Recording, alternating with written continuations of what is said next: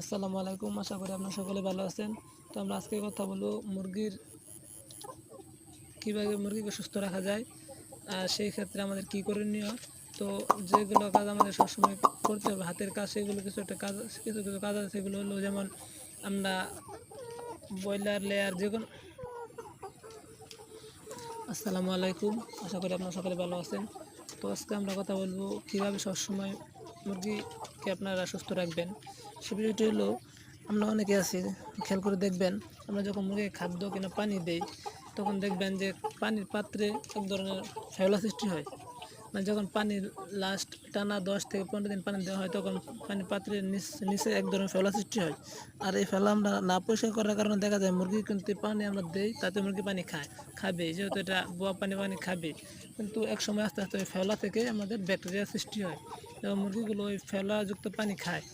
ঠিকই আমরা পানি প্রতিদিন চেঞ্জ করে দিই, কিন্তু ফেলাটা আমরা চেঞ্জ করি না, যার কারণে পরিষ্কার না করার কারণে ফেলা যেখানে লেগে থাকে তখন পানি খায়, এবং পানি খাওয়ার পর আস্তে আস্তে পুরা শরীরে মুরগি প্রবেশ করে, এবং আস্তে আস্তে ওই ব্যাকটেরিয়া জনিত পানিগুলা মুরগির শরীরে প্রবেশ করাতে মুরগির নানা রকমের রোগবালাই সৃষ্টি হয়।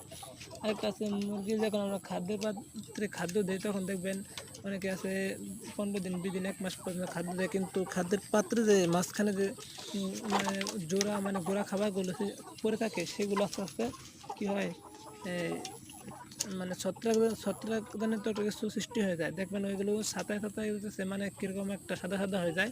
সেগুলোকে উপর যখন আমরা খাদ্য দিয়ে দিই, তখন আমরা খেয়াল করে দেখি না ভিতরে খাদ্যকে লেগে আছে কিনা। ওটা দেখা যায় অনেক সময় খাদ্য লেগে থাকার কারণে ওই খাদ্যগুলো নষ্ট হয়ে যায়, এক ধরনের ছত্রাক সৃষ্টি হয়। আস্তে আস্তে হয় কি, পরে আমরা যখন খাবার দিই, সেই ভালো খাবার পুরনো খাবার ছত্রাকজনিত খাবারের সাথে মিশ্রণ হওয়ার কারণে